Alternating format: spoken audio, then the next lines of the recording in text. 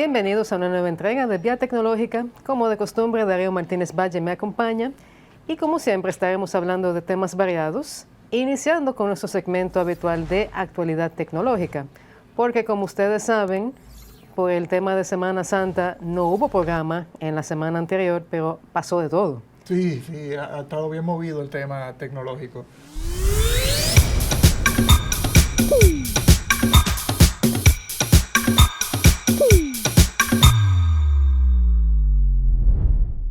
Y tenemos mucho que comentar, empezando empezando por nuestro viejo amigo Sam Bankman-Fried. Pero tú cambias de amigo, no era Elon Musk, el amigo tuyo. No, ninguno de ellos en realidad.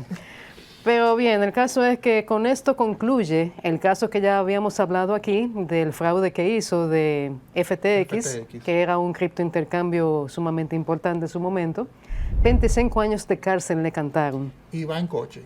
Así mismo, porque eran 50. Porque le estaban bueno, la pena máxima eran 115 años y estaban los fiscales pidiendo 50 años de cárcel y una multa mayor. Al final se transaron en 25 años de prisión y 11.000 millones de dólares de multa que él debe devolver. Él dijo una frase interesante: mi vida productiva ha terminado, dijo él al momento de aceptar. Aunque van a apelar, por supuesto, estas cosas siempre se apelan, pero ya él se dio porque ya terminó mi vida productiva. Y déjame decirte, yo siempre digo Sam Bankman-Fried, pero en realidad se pronuncia Fried, el segundo apellido, son apellidos judíos. Sin embargo, yo encuentro que Fried le va mejor porque en efecto está frito. Sí, fried en inglés es frito. O sea, exacto. Bien frito que quedó Sam. Así mismo.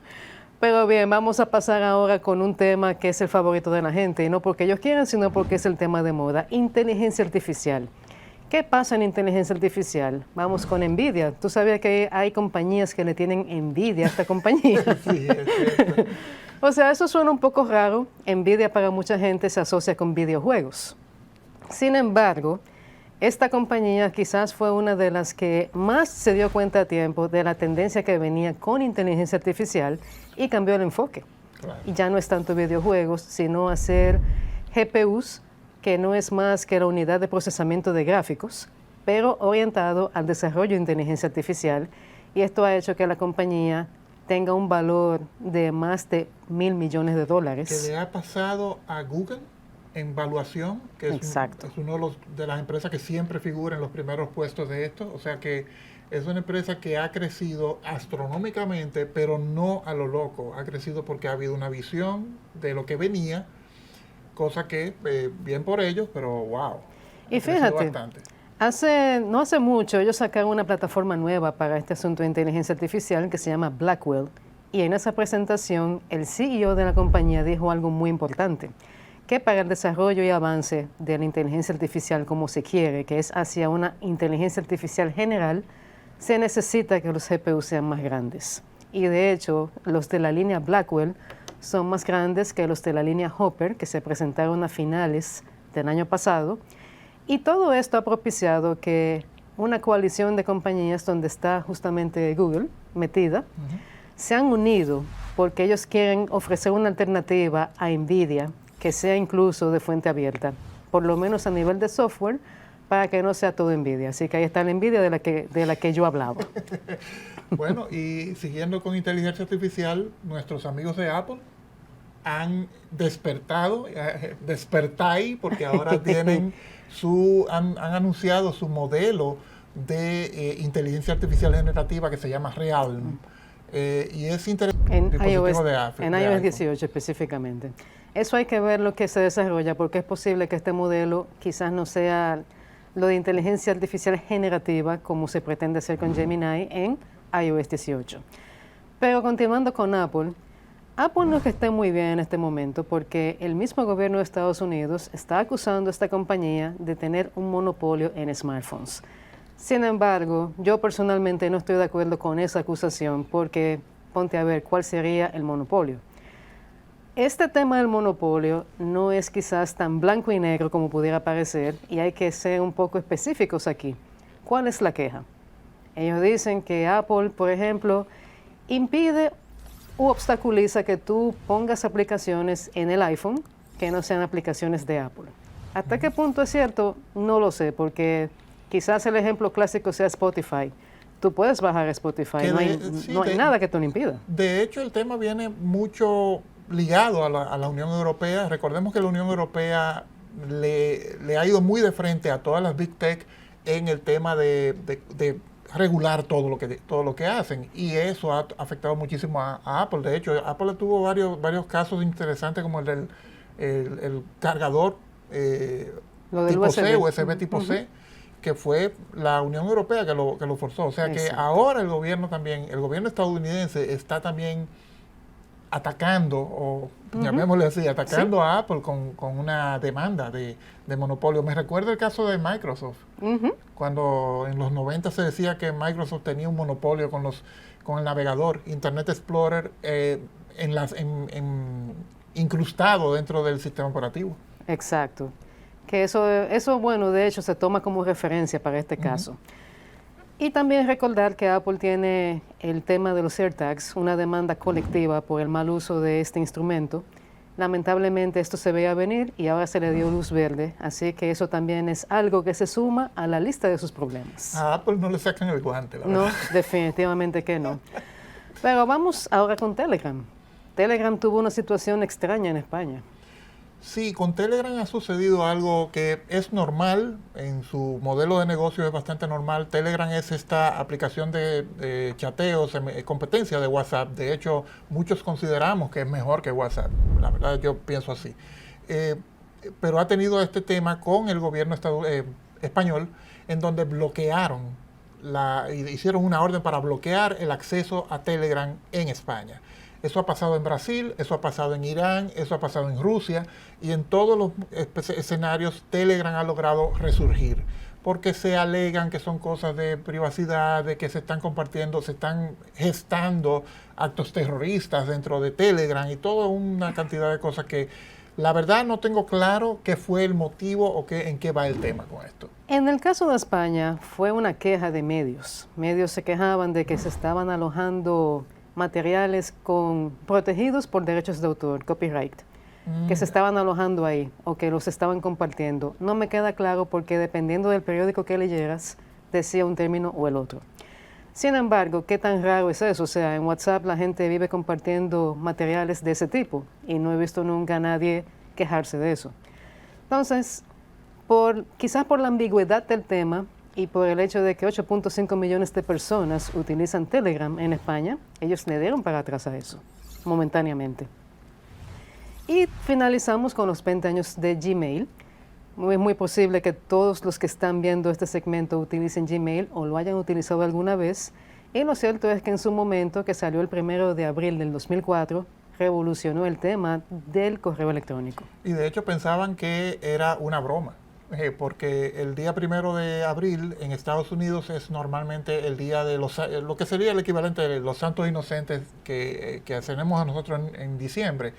En el día 1 de abril todo lo que se publica hay que tomarlo con pinzas, y por eso el anuncio de que Gmail existía fue tomado como que era una broma, pero vaya broma que ha resultado jugosa y muy, muy productiva. Así mismo es. Pero bien, con esto finalizamos por hoy Actualidad Tecnológica. Quédense ahí que todavía falta más de Vía Tecnológica.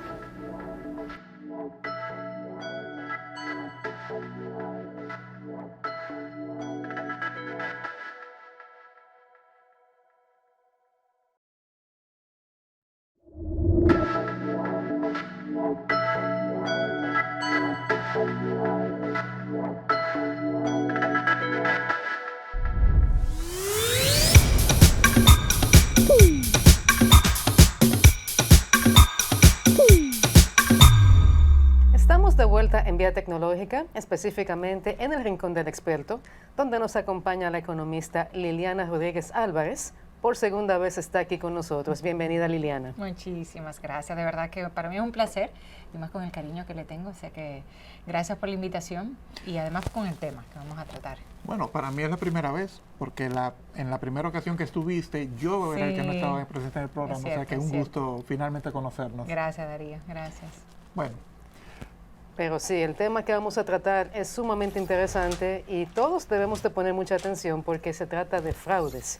Y este es un problema global.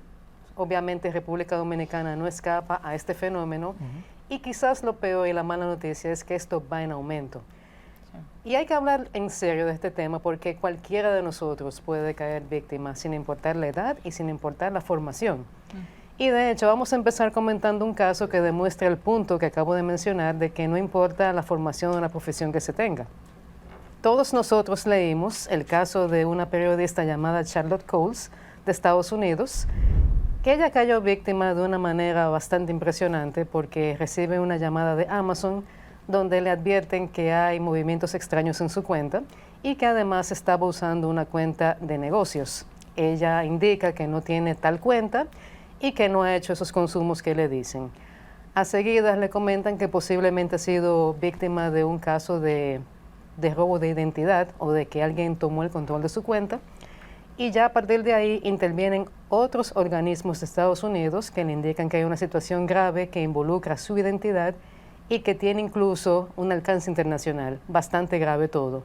Al final ella terminó regalando $50,000 de su dinero a esas personas porque al final todo era un fraude, eran unos ladrones básicamente. Y es interesante el caso porque la llamada que esta joven recibe, porque es bueno decir que no es una persona mayor, era una persona de nuestra edad básicamente, la llamada que ella recibe era una llamada de alerta, de fraude, y en realidad era un fraude que le estaban empezando a hacer a ella.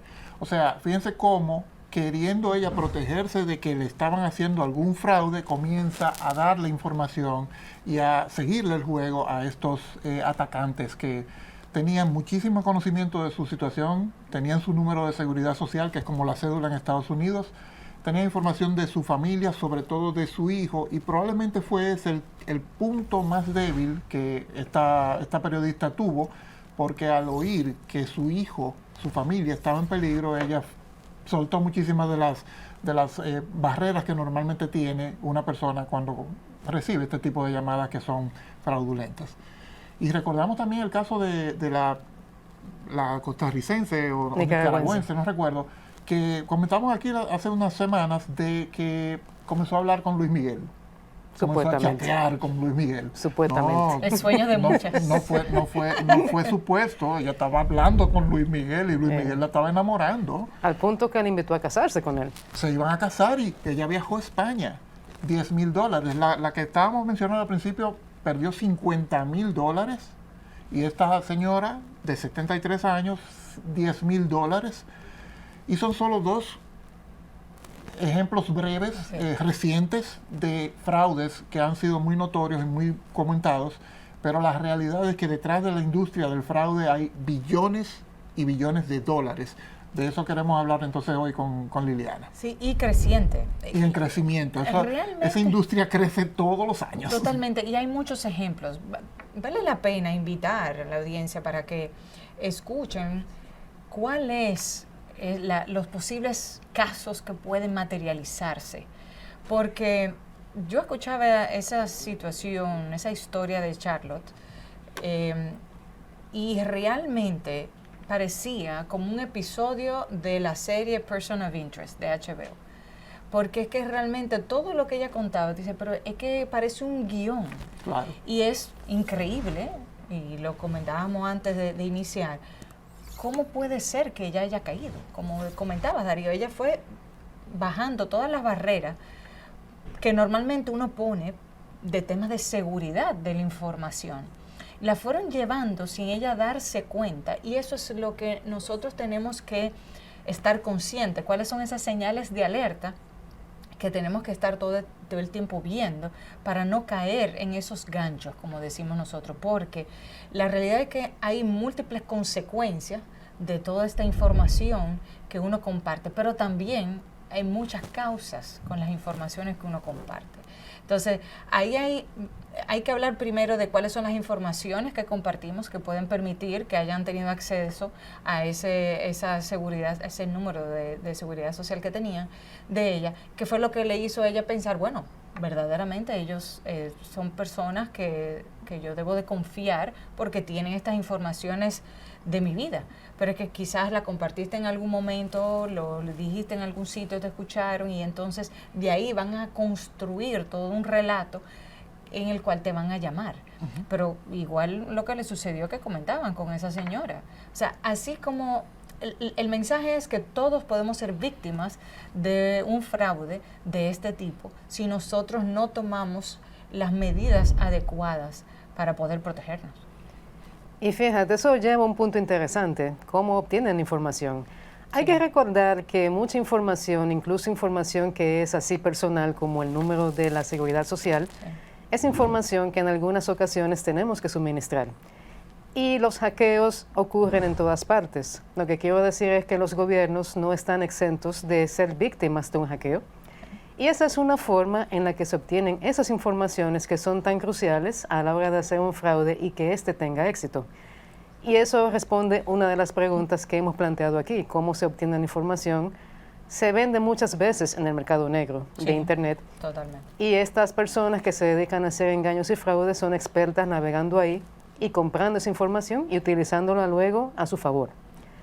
Pero no es la única forma. Mencionabas redes sociales y ese es un punto sumamente débil. La gente todavía no entiende la importancia de cuidar lo que se pone por ahí.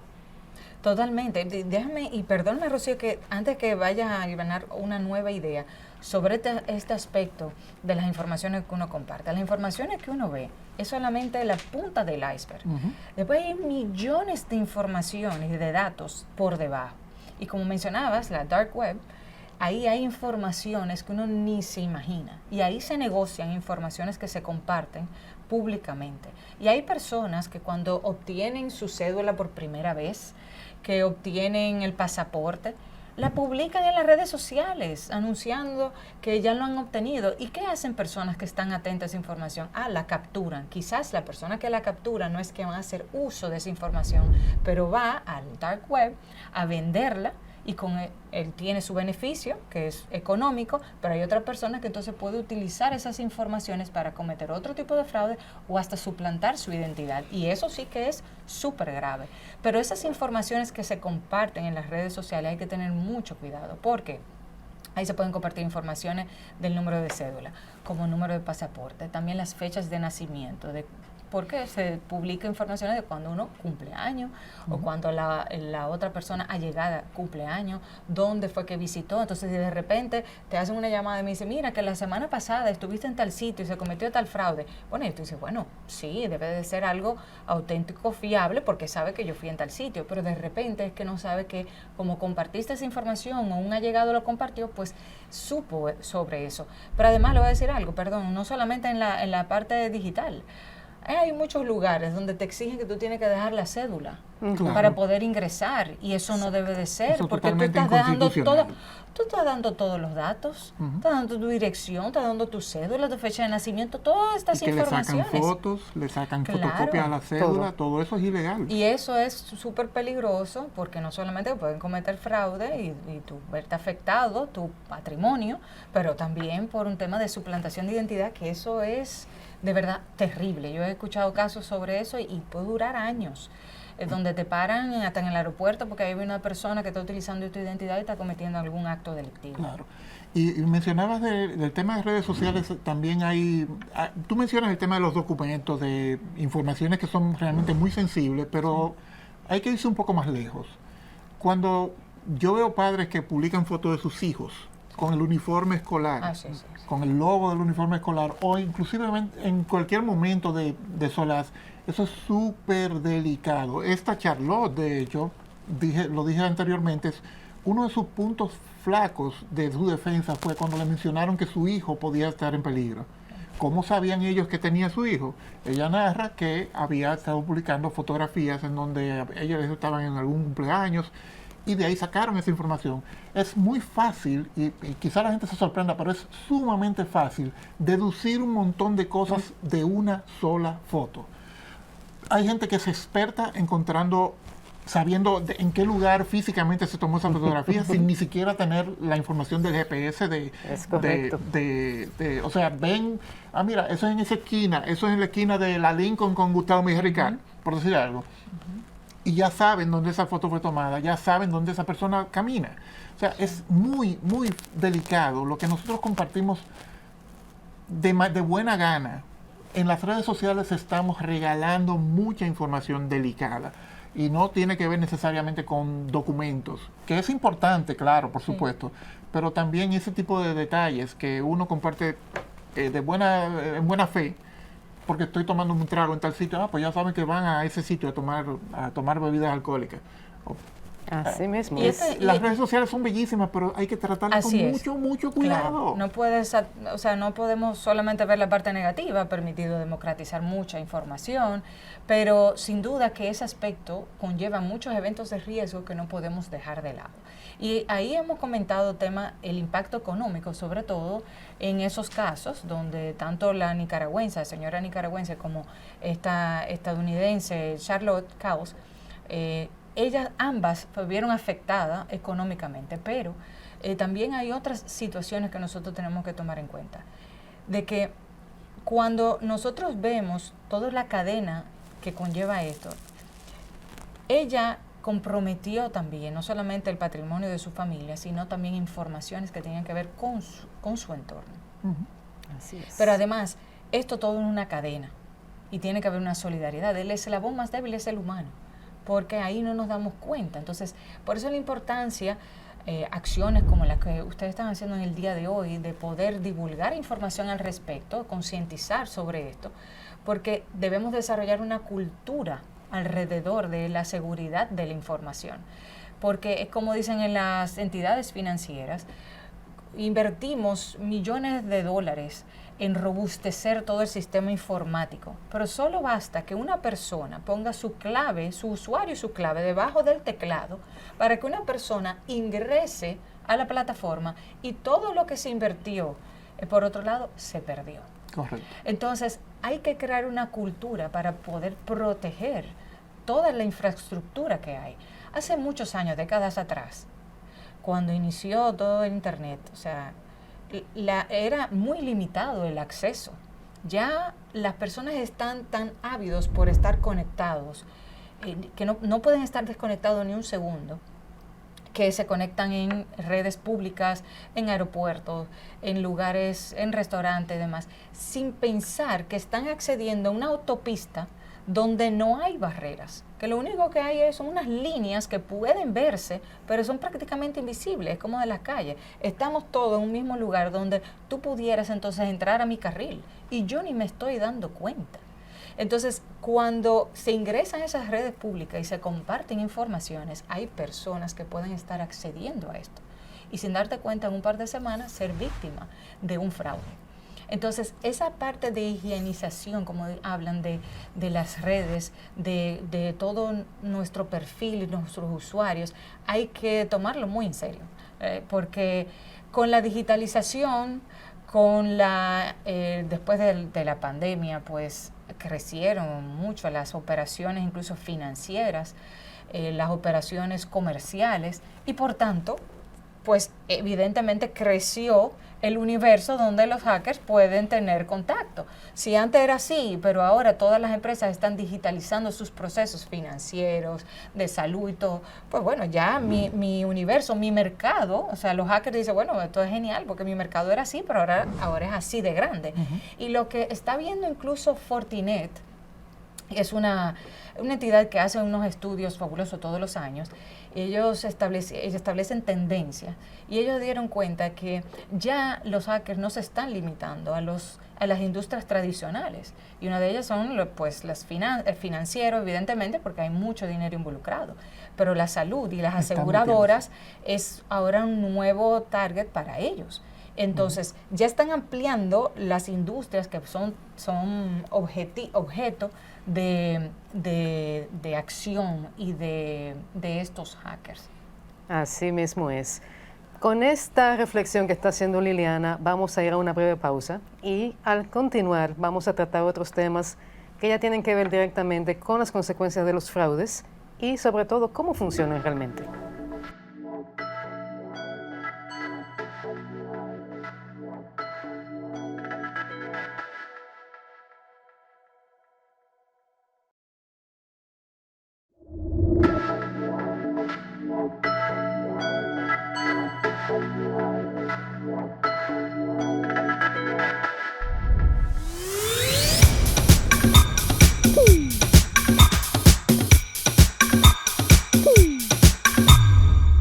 continuamos en Rincón del Experto. Y lo último que estuvo comentando Liliana es sobre cómo el universo de los fraudes se ha ido ampliando porque ha habido mucha más oportunidad, sobre todo después de la pandemia. Con esto yo quiero tomar en cuenta que la gente quizás no se da cuenta de qué tan grave es un fraude a nivel de consecuencias, no solo financieras, ya tú lo mencionaste, no es solamente que mi dinero quizás se perdió. Hay también consecuencias a nivel psicológico, de ansiedad, de preocupación. De culpa. Exacto, sobre todo de culpa, de cómo yo caí en un gancho. Y pero, es bueno, perdóname sí. que diga algo, es bueno decir, la industria del fraude abarca más de 10.000 millones de dólares solo en el 2023 y viene en aumento cada año. Eso no va a dejar de crecer. Sin embargo, esos son los fraudes que se reportan. Porque hay mucha gente que ni siquiera dice, caí en un gancho y no lo dice. Sí. O sea que es mucho mayor. No, y que efectivamente ese dato que mencionas es de la FTC en Estados Unidos, la Federal Trade Commission, que lo que significa es que no está tomando en cuenta quizás otros mercados, otros países. Aquí, por ejemplo, en esos 10.000 millones de dólares no estamos nosotros. Y lo que estiman es que todo el mundo de los el equivalente incluso es que sea mayor, el volumen que envuelve es mayor incluso que el narcotráfico. Hasta ese punto ya se está llegando. Entonces es algo que de verdad tiene que tomarse y prestarse atención. Claro. Yo decía de que se ha ampliado ese universo de industria a la que ahora los hackers están interesados. Aquí ya se está conversando de llevar esta normativa que ya se aplica al sistema financiero, al sector salud y al sector asegurador, por toda la información que tienen sobre uno, porque tienen todas las informaciones de fecha de nacimiento, de la vacunación, de las enfermedades, y toda esta información al final, ¿qué es lo que procuran? Poder tener un beneficio, pero sobre todo que te dicen, yo tengo toda esta información de tu parte. Si tú no me pagas, entonces yo voy a divulgar toda esta información o voy a poder utilizarla. Y yo de verdad invito a que vean esa serie, Person of Interest, de HBO, porque ahí, por ejemplo, hay un caso que no solamente por el tema económico que decía, y yo recuerdo un episodio que me impactó muchísimo porque tú al final no sabías cuál de las dos personas era la real. Te iban pintando te iban relatando dos historias paralelas. De una sola identidad. Con el mismo nombre, claro. Lo mismo, digamos que son dos Darío, igualitos. Dos Darío y veían todo con un nombre que podía ser utilizado tanto para mujer como hombre. Y tú al final no sabías cuál era el real. Y tú ahí que tú te das cuenta es que definitivamente las mismas entidades te dicen, pero ¿cómo sé yo que tú eres el real? Porque es que esa otra persona ya utilizó toda tu información y tú recuperar eso, o sea, si nos ponemos a pensar en eso, si a mí me sucediera, ¿qué yo hiciera? O sea, realmente es terrible porque entonces uno de ellos, de esos dos perfiles, estaba cometiendo delitos. Entonces, evidentemente, cuando la persona real iba a solicitar un crédito a la entidad, no se lo daban, se lo denegaban. Le rechazaban empleos. Entonces su vida era en caída, porque esa otra persona sí estaba utilizando su nombre para cometer delitos. Y la que tú menos piensas, esa era la persona que estaba cometiendo el fraude. O sea que hay que abrir los ojos al respecto para poder protegerse sobre esto. Y aquí la ventaja es que aquí hay un Centro Nacional de Ciberseguridad, hay una Estrategia Nacional de Ciberseguridad, y ya, bueno, se ha detectado incluso más de 1 millón de bots que todos los años aquí en República Dominicana, en estos últimos años, se ha podido bloquear. O sea que hay muchas informaciones que ya se dan y estadísticas que se han compartido que indican que estamos dando los pasos correctos para poder protegernos y que esa inversión que se está haciendo en la digitalización no podemos afectarla. Porque imagínense que después de todos estos pasos que hemos dado en la digitalización, aquí no se proteja y ante los fraudes digamos, no, lo más seguro ahora es yo guardar mi dinero en una caja de zapatos, como hizo Charlotte, o que la guarde dentro de un zapato, una media, como se hacía antes, debajo de la cama. Entonces, bueno, ya vamos a retroceder todo lo que hemos ido avanzando por desconfianza en lo digital y no podemos permitir eso. Los sistemas tienen que seguir mejorando para proteger, pero yo coincido contigo en que la mejor defensa es la personal, es una defensa que tiene que darse con educación, con uno empezar a desconfiar de ese tipo de mensajes desde el principio. Pero yo sé que tú has mencionado algunos consejos en esta entrevista, pero me gustaría que tú sumarizaras un poco, como 5 cosas que usted debe hacer para evitar caer en un fraude. Tú podrías darnos una listita Claro que como sí, esa. claro, por supuesto. Y ojalá tengan ahí las personas Que anoten, ya con vaya, qué apuntar. Busque su mascota, oiga. Porque realmente, y bueno, vamos a limitarnos a 5, pero de verdad que... No, si tú quieres puedes es decir algo- 38. Pero mire, lo primero es no compartir sus informaciones por ninguna vía, sus informaciones personales. Si ustedes lo están llamando de una entidad financiera, de una agencia hasta de cobranza, ellos tienen que tener sus datos, porque ya previamente usted hizo un contrato. O sea que no dé ningún tipo de información. Mejor usted haga las preguntas del lugar.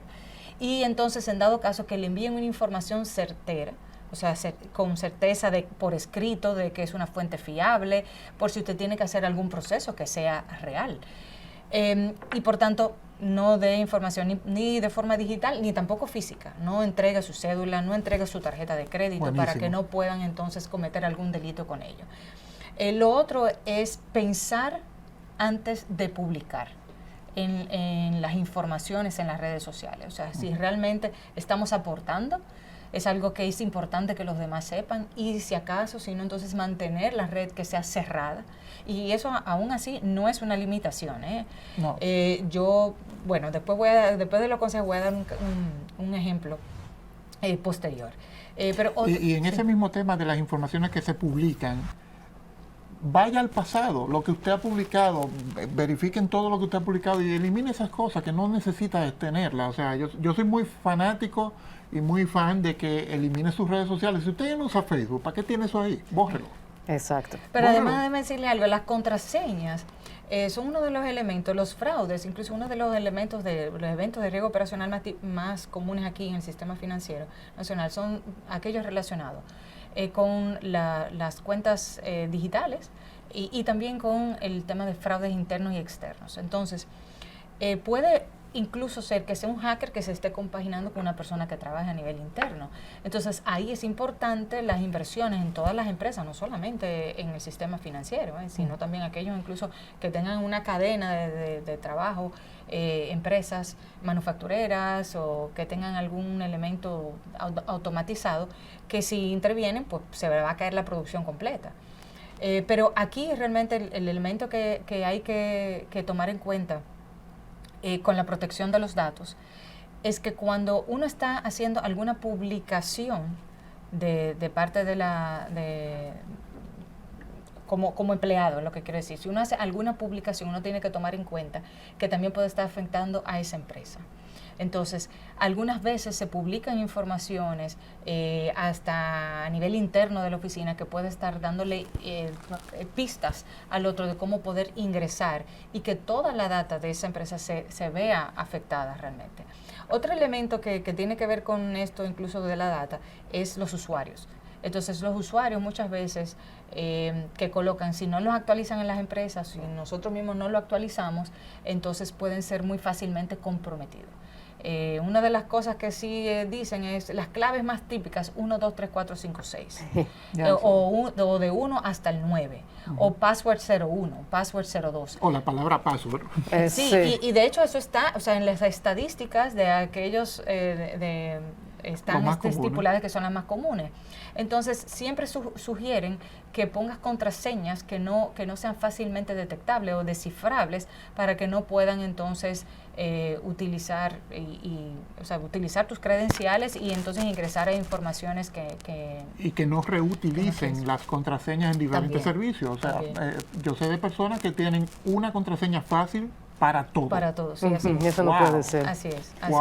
Eso no puede ser. Hay muchas cosas que se pueden decir, incluso con la inteligencia artificial, ahorita lo comentabas, ya se están viendo casos, eso es parte de lo que Fortinet está diciendo que es una tendencia para el 2024, de que se van a estar utilizando más inteligencia artificial para utilizar las voces incluso de los directivos de empresa para poder ingresar a algunas plataformas que son de gran importancia y que los hackers puedan entonces utilizar la inteligencia artificial para poder cometer sus crímenes. Aquí comentamos el caso de una empresa en Hong Kong que perdió 25 millones de dólares porque un empleado estaba en una reunión con el CEO, el CFO y todo el mundo, y eran deepfakes todo.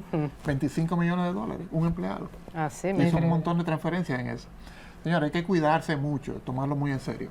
Así es. Y recordar que detrás de todo fraude lo que hay es mucha ingeniería social. Es decir, que van a jugar con su mente, con su psicología, hasta que usted caiga en el gancho. Por eso es tan importante seguir los consejos que estuvo mencionando Liliana, y todo lo que hemos evaluado aquí, por favor, tómenlo en cuenta, porque cualquiera puede caer víctima de estos engaños. Con esto llegamos al final del Rincón del Experto. La realidad es que este tema es mucho más largo y da para una segunda parte, así que en una próxima ocasión te estaremos invitando, porque el tema no tiene acabadera, como dicen. Sí, todo y realmente va desarrollándose, siempre hay una tecnología nueva, así que sí, gracias a ustedes por la invitación, placer fue mío. Gracias, Liliana. Gracias.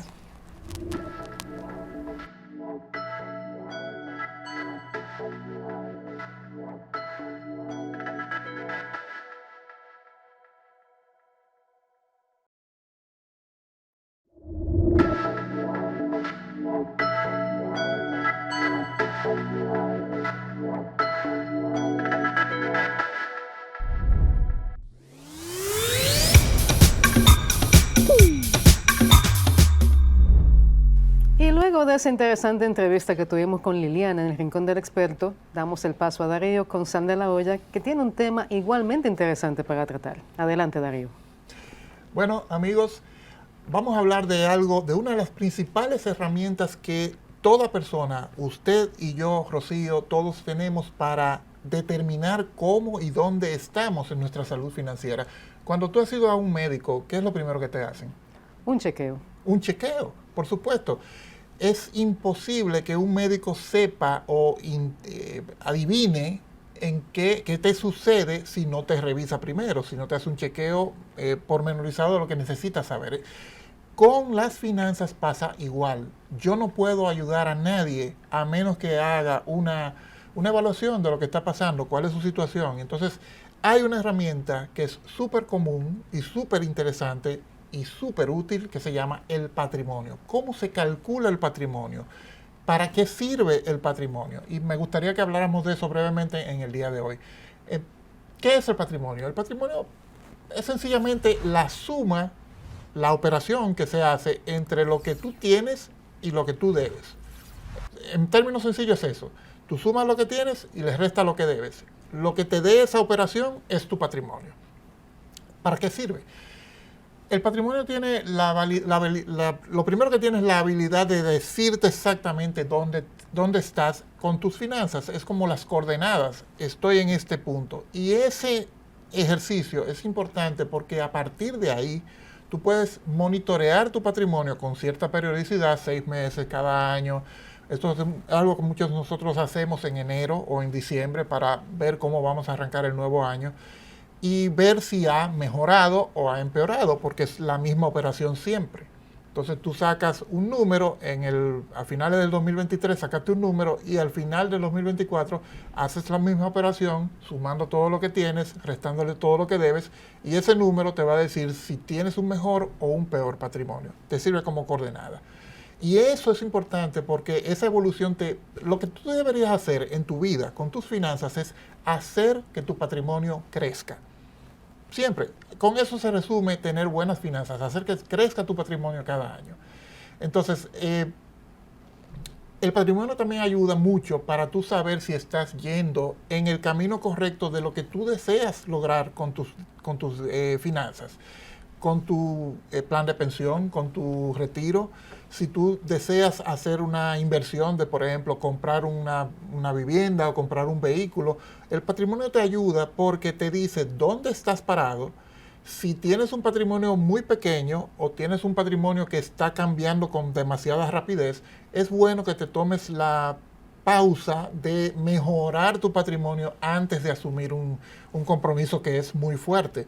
Del mismo modo, también el patrimonio ayuda a que tú puedas identificar oportunidades.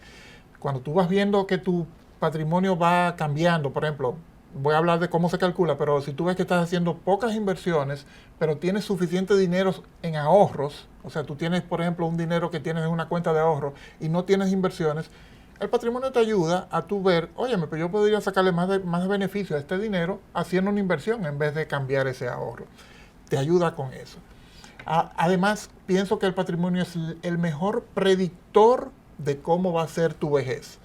Te ayuda a ir evolucionando y así tú vas a saber con qué cuentas para la vejez de una forma mucho más precisa de lo que quizás se imagina la mayoría de las personas.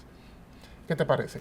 Eso es más importante de lo que la gente pudiera pensar, porque no es simplemente decir tengo tanto dinero en la cuenta, o sea, hay muchos elementos que van dentro de lo que es el patrimonio y que quizás la gente, por desconocimiento, porque el tema de la educación financiera no es tan común y debería serlo, pues no tiene la idea. Y es importante aclarar de una vez por todas que patrimonio no es simplemente el dinero que yo tengo en una cuenta, es mucho más de ahí. Claro. Claro, sí, y vamos entonces a pasar cómo calcular el patrimonio. Ya dije la operación, todo lo que tienes menos todo lo que debes.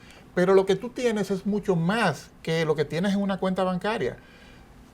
Si tú tienes una computadora, eso es parte de tu patrimonio. Si tú tienes ropa, esa ropa es parte de tu patrimonio. Si tú tienes una vajilla, si tú tienes una casa, si tienes un vehículo, si tienes una mata, ¿Ustedes han visto esos anuncios que ponen a veces las personas que dicen, vendo todo por motivo de viaje?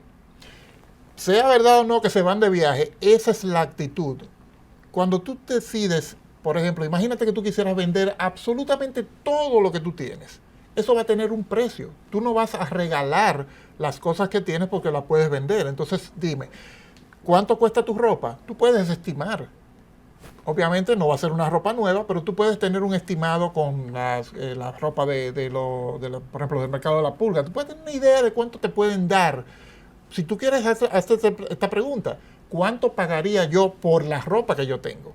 Y así tú sabrás tener un estimado de cuánto vale aproximadamente tu ropa, cuánto valen tus joyas, cuánto valen tus relojes, cuánto vale tu computador. Todo eso tú le vas a poner un precio. Puedes estimar. Es importante que llegues a un número en esas valuaciones, aunque sean estimaciones. Todo eso que tú tengas, lo vas a sumar. Y eso va a constituir la parte que se llaman los activos, que es lo que tú tienes, lo que posees, lo que representa un valor monetario para ti. Ahora pasamos al otro lado. ¿Qué hacer con lo que debo? Lo que debo no es solamente la tarjeta de crédito, que para muchas personas es la mayor de las deudas, y es verdad. Pero también están, si tú tienes préstamo de personal, si tú tienes un préstamo hipotecario, un préstamo de vehículo, si tú le debes dinero al colmadero, si tú le debes dinero a un familiar, si tú debes dinero a una mueblería, todo eso son pasivos, son cosas que tú tienes que pagar, porque va a llegar en un momento en donde los acreedores te van a decir, búscame mi dinero, yo necesito que tú me pagues tal o cual cosa. El colmadero no te va a fiar para siempre. Va a llegar un momento que va a decir, no puedo seguir, yo necesito que tú me pagues todo lo que tú me debes. Entonces, ese tipo de cosas, ese tipo de cálculos, tú le vas a poner también un número que obviamente va a ser un número negativo, va a ser lo que tú debes. Y entonces tú vas a llegar a una sumatoria. Todo lo que tú tienes como activo lo vas a poner a un lado y le vas a restar todo lo que tú tienes como pasivo y vaya a llegar a un número que puede ser positivo o negativo. Cuando tú tienes un patrimonio positivo, significa que todos tus compromisos los puedes saldar si tuvieras la necesidad de saldarlos vendiendo todo lo que tienes. Ahí tendrías y te sobraría dinero. Podrías salir de todos esos compromisos y te sobraría algo de dinero. Un patrimonio negativo, por el contrario, significa que aunque vendieras todo lo que posees, no podrías pagar todos tus compromisos. Y aquí esto es importante. Por eso es que muchas personas le tienen un poquito de miedo al tema del patrimonio, porque prevén que van a llegar a un patrimonio negativo. Yo les quiero decir algo. Es muy normal que una persona tenga un patrimonio negativo, sobre todo en nuestro país. Porque es un país en donde no hay educación financiera, es un país se vive mucho del crédito. Es normal que usted, cuando haga su primer patrimonio, tenga un número negativo. No se frustre con eso. Lo importante es que usted llegue a ese número, porque solo cuando usted sepa exactamente cuál es su patrimonio, aunque sea negativo, puede luchar y hacer tomar las decisiones que debe tomar para que ese número pase a ser positivo con el tiempo, quizás 1 o 2 años, y comience a crecer. Entonces, los patrimonios, cuando son negativos, yo sé que son un poquito deprimentes, pero son mejor que la ignorancia en donde vivimos cuando no hacemos un patrimonio. ¿Qué te parece, Rocío? Muy importante, y algo que yo quería mencionar cuando hablabas de los pasivos. Pusiste el ejemplo del colmadero, pero también eso aplica a servicios. Claro. Los servicios que yo tengo contratados de internet, por ejemplo, de teléfono, eso yo también lo tengo que sumar ahí. Y recordar lo mismo, yo puedo dejar de pagar eso por un tiempo, pero en muy poco tiempo me van a cortar el servicio. Claro. Entonces todo eso es importante, sumarlo, tomarlo en cuenta y hacer el cálculo correspondiente. Correcto. Señores, entonces esta herramienta es súper útil, es súper fácil de hacer. Les tomará quizás un poquito de tiempo ir sumando y estimando los costos de todo, pero es fácil de hacer. Y yo recomiendo que ustedes hagan esto al menos una vez, quizás 2 veces al año. Con esto termina Sal de la Olla por el día de hoy. Les quiero decir que la semana próxima yo no voy a estar presente porque voy a estar bueno, ya de hecho estoy de viaje. Mañana es el eclipse de total de sol, que yo espero que se pueda ver, que el clima ayude. Pero sí, la semana próxima, entonces, por motivo de que estoy de viaje, no estaré en el programa. Rocío estará un poquito solita, pero trátenmela bien. Despedimos Vía Tecnológica por el día de hoy. Síganos en las redes sociales, sigan a BTV Canal 32 también. Les deseo muchísima suerte y que pasen un excelente resto del día.